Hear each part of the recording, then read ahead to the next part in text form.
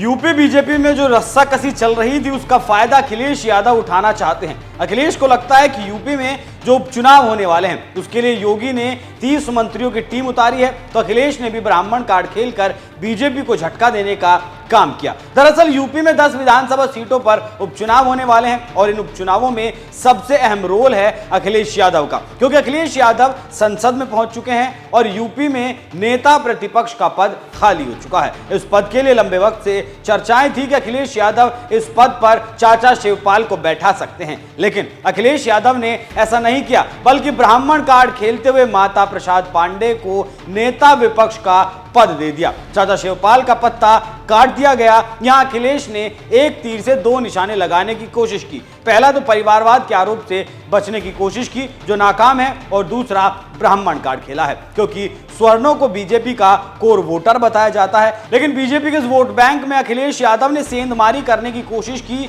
लेकिन कर नहीं पाएंगे, बल्कि उल्टा चाचा की नाराजगी मोल ले लेंगे। तो चलिए आपको बताते हैं क्यों अखिलेश मुंह की खाने वाले हैं। दरअसल अखिलेश ने दिमाग लगाया होगा ब्रजेश पाठक नाराज हैं तो ब्राह्मण वोटरों पर कब्जा किया जाए, लेकिन शाह पहले ही मुलायम सिंह के खास रहे मनोज पांडे को बीजेपी में शामिल कर चुके हैं, और इसका मतलब यह है कि योगी आदित्यनाथ को कोई दिक्कत ना हो। मनोज पांडे ब्राह्मणों के बड़े नेता माने जाते हैं, तो अखिलेश यादव का यह दांव तो उल्टा पड़ गया, क्योंकि जो घाव अखिलेश आज देना चाहते हैं उसका इलाज शाह पहले ही कर चुके हैं, और शाह का यह दांव अब अखिलेश के गले की फांस बनने वाला है। और एक बार पहले यह फांस बन भी चुका है, जब राज्यसभा के चुनाव में मनोज पांडे ने क्रॉस वोटिंग कर बीजेपी के उम्मीदवार को जीत दिलवाई थी, तो अखिलेश जिस पटाखे से धमाका करना चाहते हैं वो पहले से ही फुस हो चुका है।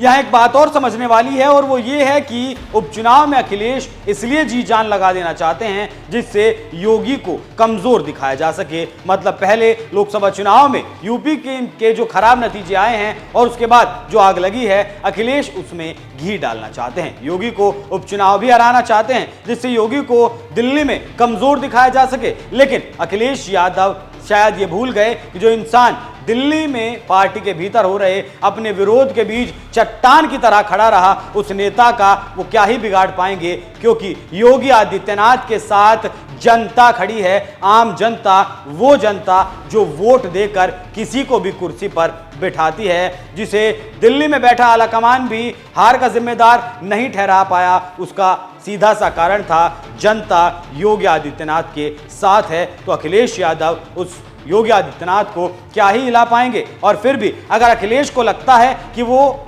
वोट लोकसभा चुनाव में जो मिला है वो अखिलेश यादव से प्रभावित वोट है जो समाजवादी पार्टी को मिला, तो अखिलेश यादव गलतफहमी में हैं और 2027 में उनकी गलतफहमी दूर भी हो जाएगी। खैर, राजनीति है, नेता अपने अपने दांव चलते हैं, कोई विरोधी को फंसा लेता है तो कोई खुद फंस जाता है। वैसे आपको क्या लगता है, अखिलेश यादव योगी को टक्कर दे पाएंगे या नहीं, या फिर इस कदम से वो खुद ही मुंह की खाने वाले हैं? अपनी राय हमें कमेंट कर जरूर बताएं। नमस्कार।